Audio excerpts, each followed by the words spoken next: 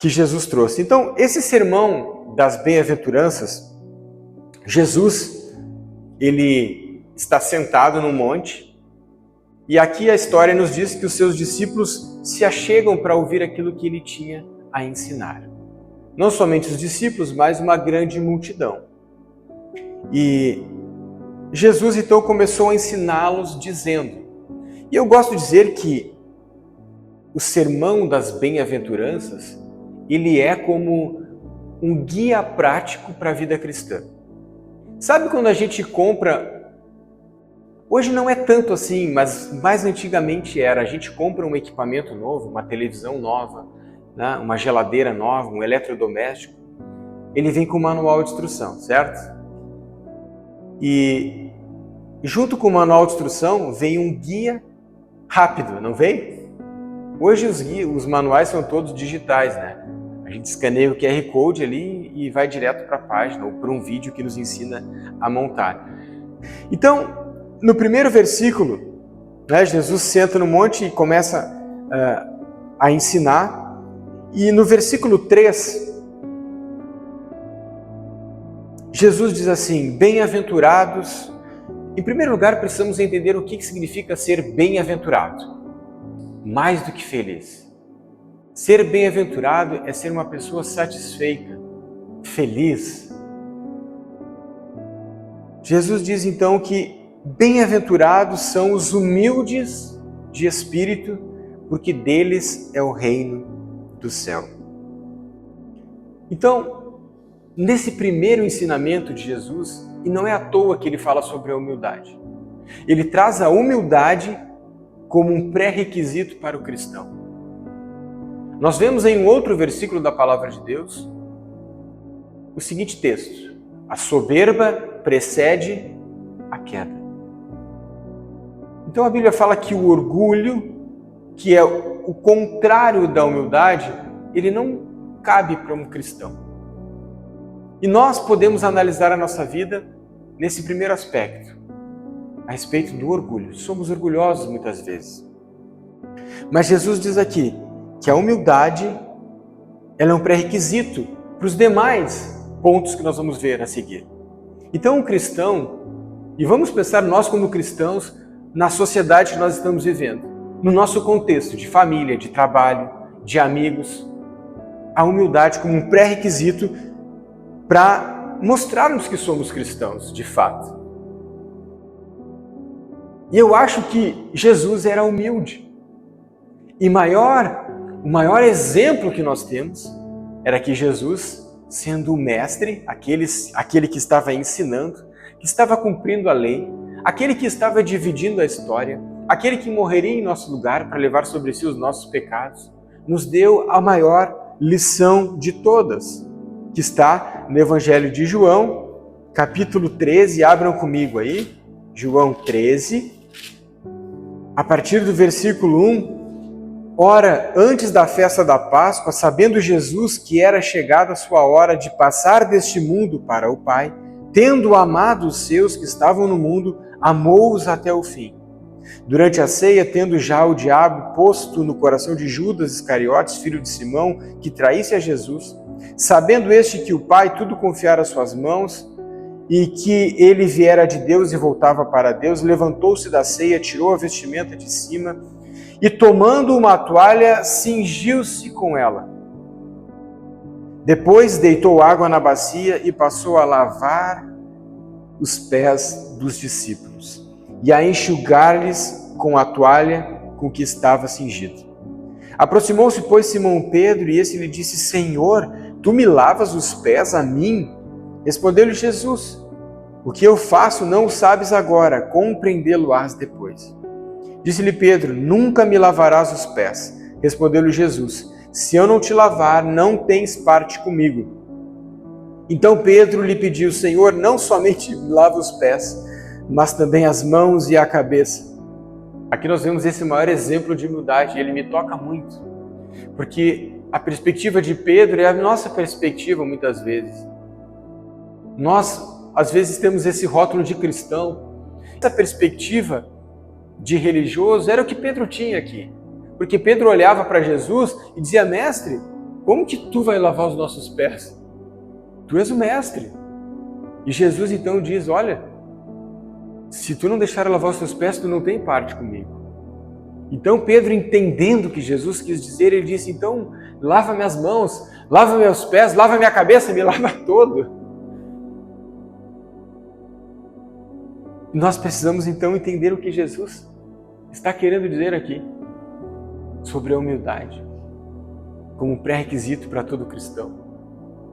Então nós como cristãos hoje, temos as nossas desilusões ao longo da nossa trajetória, que muitas vezes fazem com que nós nos afastemos do verdadeiro evangelho, da essência e daquilo que Deus quer para a nossa vida. E pelo contrário, nós precisamos entender. E ser humilde é o pré-requisito. E às vezes ser humilde vai parecer com que nós estejamos nos distanciando daquilo que de fato parece ser grande.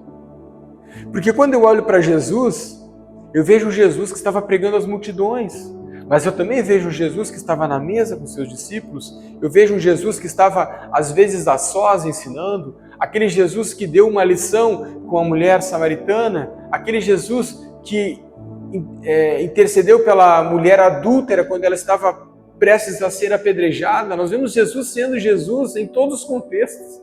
E ser cristão, nessa perspectiva da humildade, nos mostra que nós temos que ser cristãos humildes em todos os lugares, em todo o tempo. Isso se distancia um pouco da realidade que nós vemos hoje, da igreja que nós vemos hoje, daquela igreja que só é sinônimo de que está bem estruturada porque ela cresceu, porque tem muitas pessoas. E às vezes isso está um pouco distante, não que a igreja não tenha que crescer, tem que crescer, mas isso às vezes está um pouco distante da realidade do que é ser um verdadeiro cristão.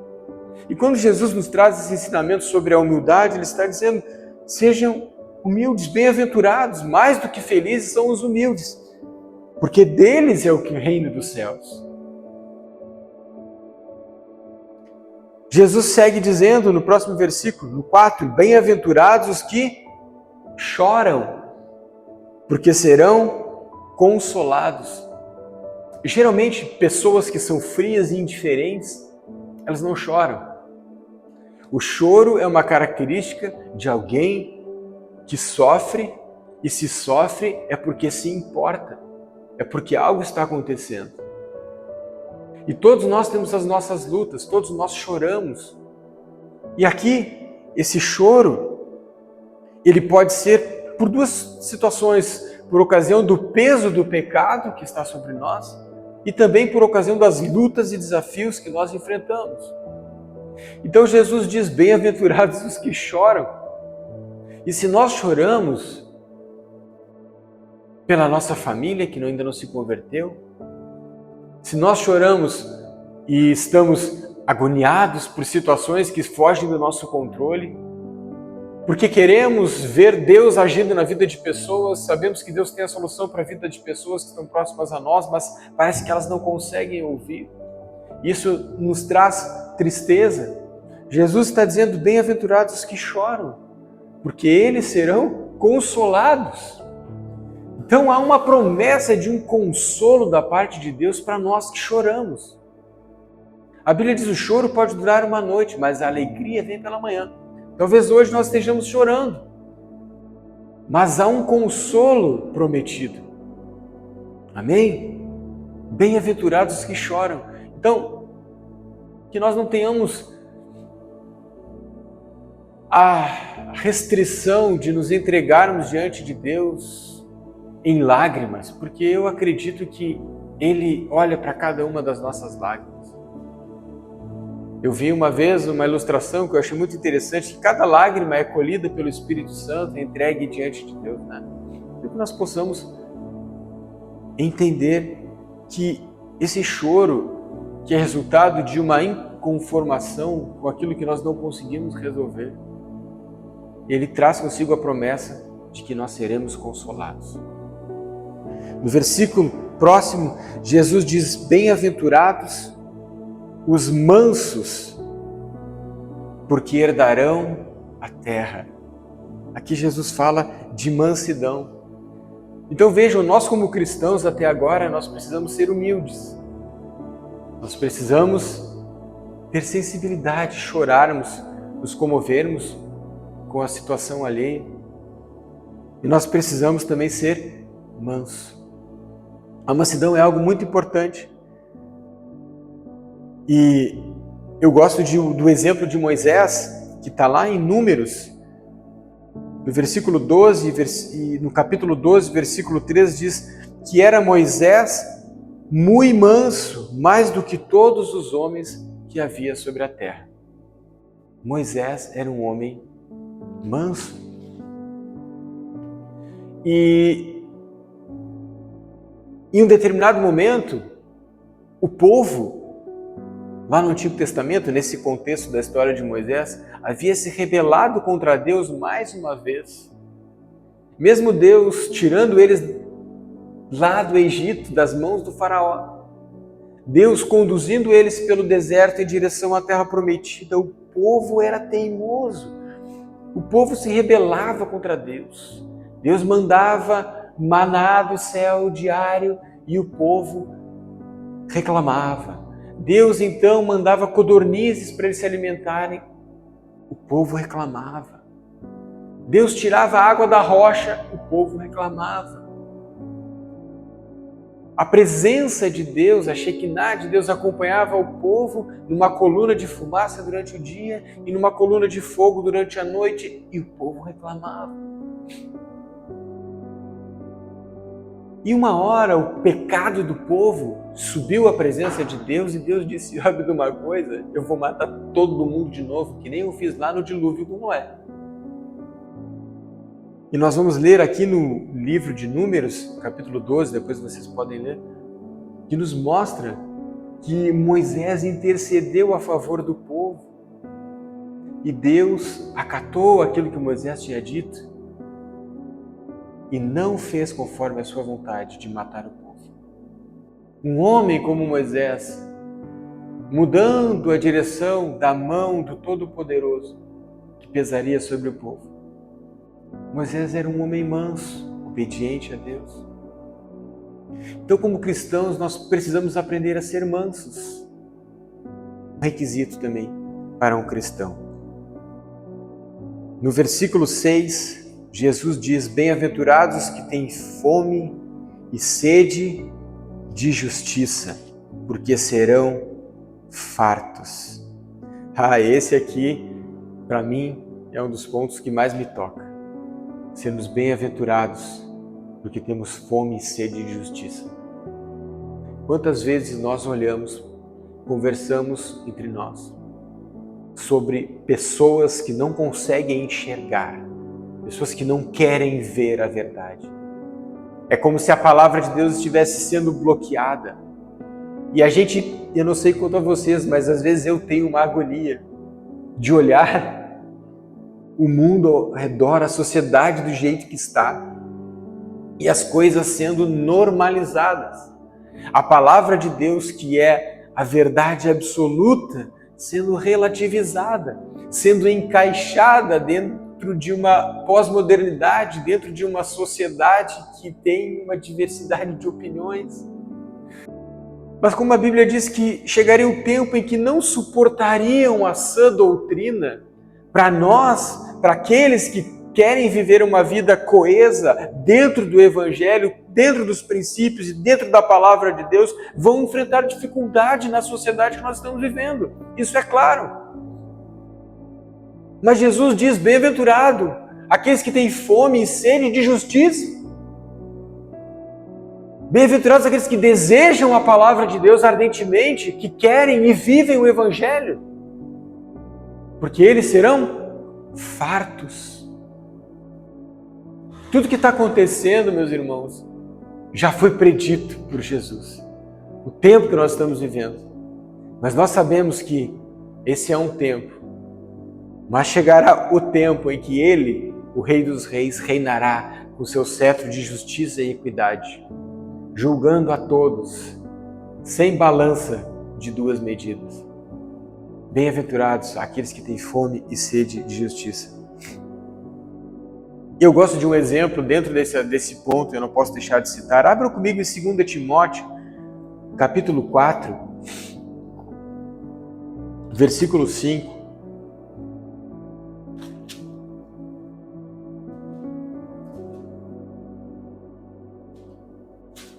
Segundo Timóteo, capítulo 4, versículo 5. Nós conhecemos a história de Timóteo. Timóteo, ele era um jovem pastor, aprendiz do apóstolo Paulo, que estava à frente de uma igreja. O apóstolo Paulo havia fundamentado as igrejas, Timóteo estava ali servindo, e o apóstolo Paulo se comunicava com ele por cartas. E certamente o que Timóteo via na igreja daquela época, nós vemos na igreja nos dias de hoje. E Paulo então instruía Timóteo como ele devia proceder. E nós vamos ver ao longo das cartas de Timóteo, Paulo dizendo para Timóteo como que ele tinha que proceder. Com aquele irmão que falava mal do outro irmão, com aquele irmão que fazia uma coisa errada aqui, com outro que fazia uma coisa errada ali. Paulo dizendo para Timóteo, existe um manual, é nele que tu tem que seguir, é através dele que tu tem que ensinar. Então Paulo diz assim no versículo 5, tu porém, falando a Timóteo, sê sóbrio em todas as coisas, suporta as aflições, faz o trabalho de um evangelista, cumpre cabalmente o teu ministério. O apóstolo Paulo dizendo a Timóteo, fica firme, fica na linha, cumpre o teu ministério, prega a palavra. Em outro versículo, na primeira carta de Paulo a Timóteo, ele vai dizer que Timóteo, tu, sendo alvo de várias profecias, te mantém firme naquilo que tu tens aprendido. A fé sem hipocrisia, um amor que procede de um coração puro e uma boa consciência. Então Paulo está dizendo, e esse senso de urgência que o apóstolo Paulo tinha em pregar o evangelho para um povo distante de Deus, porque vejam, o evangelho é as boas novas. O evangelho são boas novas, tanto nos dias de hoje quanto era na época do apóstolo Paulo. Então, o evangelho era a solução para a vida das pessoas. E hoje nós sabemos como cristãos que o evangelho e a fé em Jesus Cristo, não só para a vida eterna, mas para uma vida abundante aqui na terra, é a solução para as pessoas. E esse senso de urgência que o apóstolo Paulo tinha de pregar o evangelho, de salvar as pessoas, de saquear o inferno, de testemunhar, e ele se preocupava com isso. Irmãos, isso é ter fome e sede de justiça. E a gente precisa ser inconformado, porque vejam bem, esse sermão das bem-aventuranças de Jesus, ele traz uma série de pré-requisitos. Ele fala de humildade, ele fala de mansidão, mas ele fala de ter fome e sede de justiça que tem a ver com inconformação. Precisamos ser inconformados com a sociedade a qual nós vivemos e viver e pregar o evangelho, mas agindo em humildade e mansidão. Vocês estão vendo que não é uma tarefa fácil? É um guia prático, mas não é tão simples assim. Vamos adiante. Versículo... Qual é o versículo próximo? 7? 7, Bem-aventurados os misericordiosos, porque eles alcançarão misericórdia. Os misericordiosos. Esse texto tem a ver com compaixão. Uma das características que mais me toca na vida de Jesus é a compaixão. Em alguns, não somente mas em alguns versículos da Bíblia fala que Jesus, vendo as situações, ele era movido de íntima compaixão. O que é a compaixão? O que é ter compaixão de uma pessoa? Vocês já sentiram compaixão de alguém? Eu já senti compaixão várias vezes. Uma vez eu senti compaixão de uma criança que eu vi na rua. Logo que eu tinha me tornado pai e eu vi aquela criança pequena na rua, sem família. Não sei se aquela pessoa que estava com ela era mãe, não tinha roupa. E a vontade que eu tinha de pegar aquela criança assim, botar no meu colo, levar para casa, dar um banho, dar comida, tratar bem. É diferente da gente sentir às vezes pena ou alguma leve comoção e ajudar as pessoas que nós vemos na rua numa condição vulnerável, a compaixão é algo que nos toca. E Jesus, ele era movido de íntima compaixão.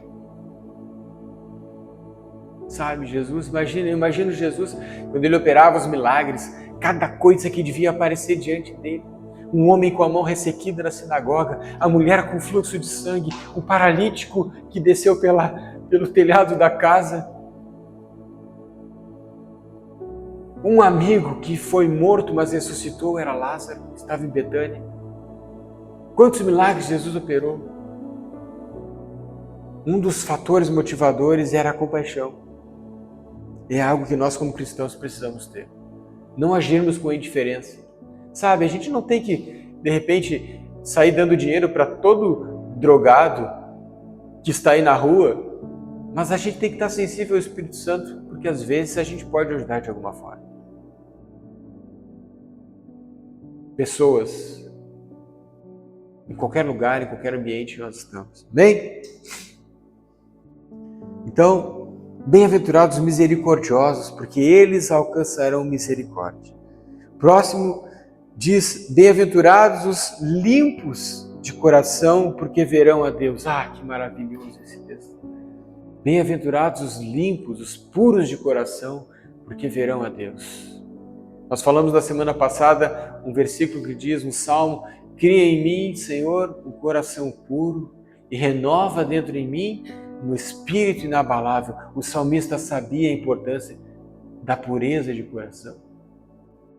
Pureza no pensar, pureza no falar, pureza no sentir, pureza no agir, pureza. Bem-aventurados, mais do que felizes, os limpos, os puros de coração. E eu entendo como ser puro de coração, alguém que chega diante de Deus sem reservas. Quando a gente olha lá a história de Adão, a gente vê que Adão ele andava nu no jardim e não havia vergonha.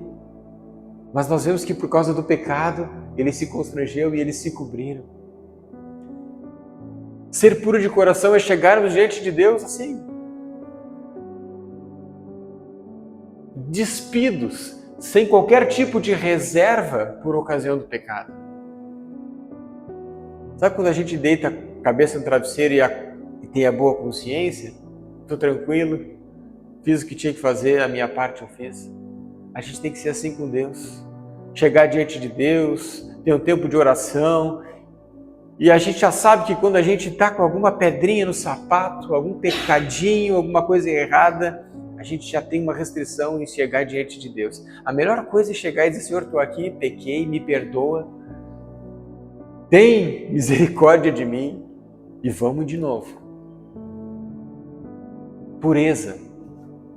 Bem-aventurados, mais do que felizes, os puros de coração. Irmãos, a consequência de sermos puros de coração na sociedade que nós vivemos, ela é uma consequência muito boa.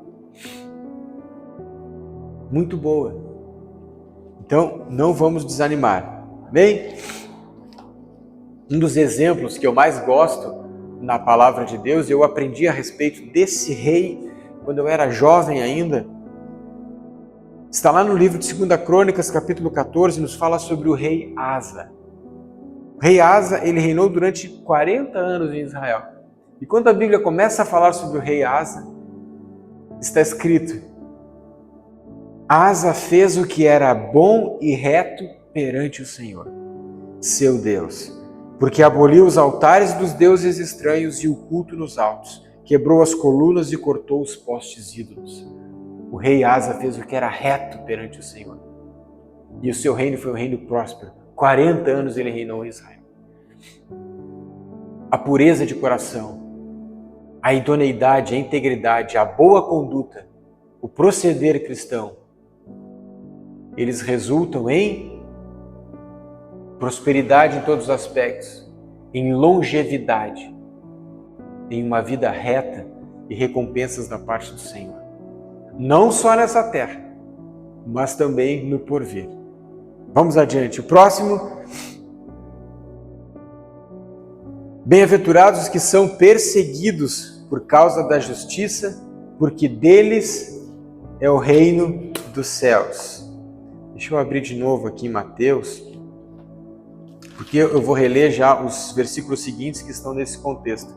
Ele diz assim: bem-aventurados sois quando por minha causa vos injuriarem e vos perseguirem, e mentindo disserem todo mal contra vós. O que Jesus está dizendo aqui? Mais do que felizes são aqueles que são perseguidos. Eu não sei se vocês acompanharam, mas na Nigéria está tendo um genocídio de cristãos. E eu vi um vídeo que me comoveu.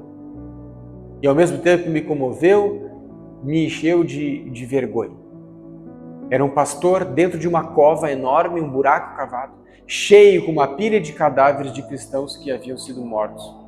E ele, dentro daquela cova, reivindicando e clamando aos outros países que o ajudassem aquele povo que estava sendo morto por causa da pregação do Evangelho, por não poder professar a sua fé.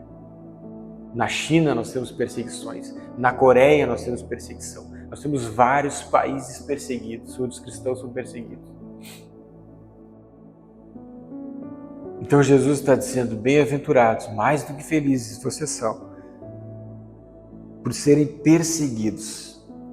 E ser perseguido não é só lá na Nigéria, na Coreia ou na China, é ser perseguido dentro da nossa casa, na nossa sociedade.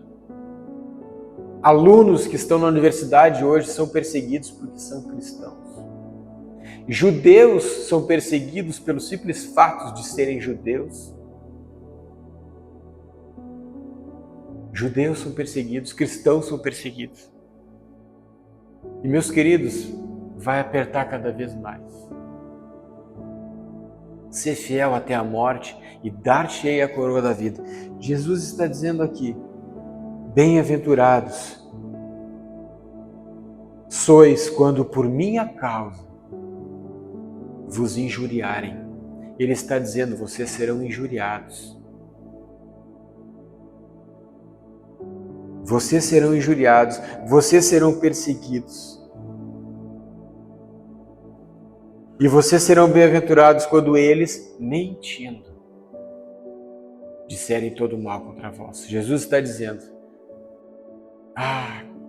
isso é tão forte, queridos, porque a Bíblia diz que Jesus, ele diz, não pense que eu vim trazer paz à terra, eu vim trazer espada, eu vim separar o pai do seu filho, a mãe da sua filha.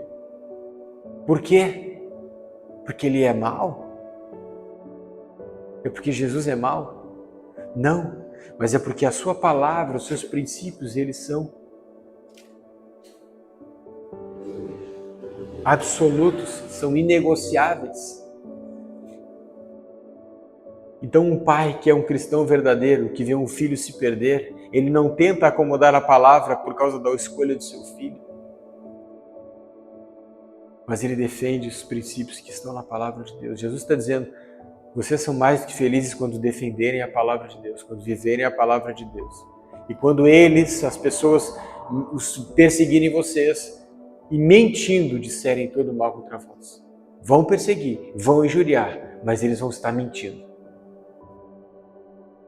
E ele diz depois, se alegrem e exultem, porque é grande o vosso galardão nos céus. Pois assim perseguiram os profetas que viveram antes de vós.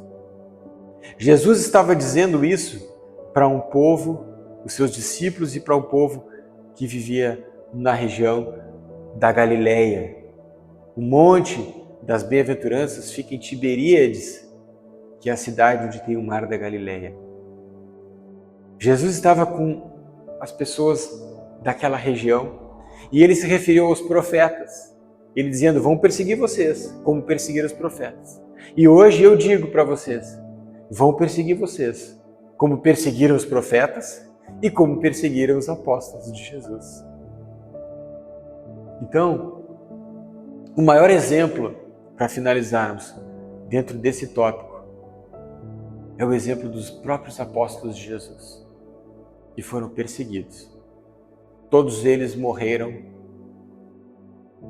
de formas difíceis, né? Pedro foi crucificado de cabeça para baixo, Paulo foi decapitado, queimados vivos. João foi exilado na ilha de Patmos, onde eram enviados somente bandidos e assassinos para morrerem de fome. E ele recebeu a revelação do Apocalipse para o nosso tempo. Jesus disse: bem-aventurados sois, porque é grande o vosso galardão nos céus. Então, ser um cristão com esse guia prático é sermos humildes, é sermos mansos, é sermos puros de coração, é termos fome e sede de justiça, e é saber que seremos perseguidos, injuriados, mas que não abriremos mão dos ensinamentos de Jesus. Lembrem-se, irmãos, vivemos em um tempo onde não estão mais suportando a sã doutrina.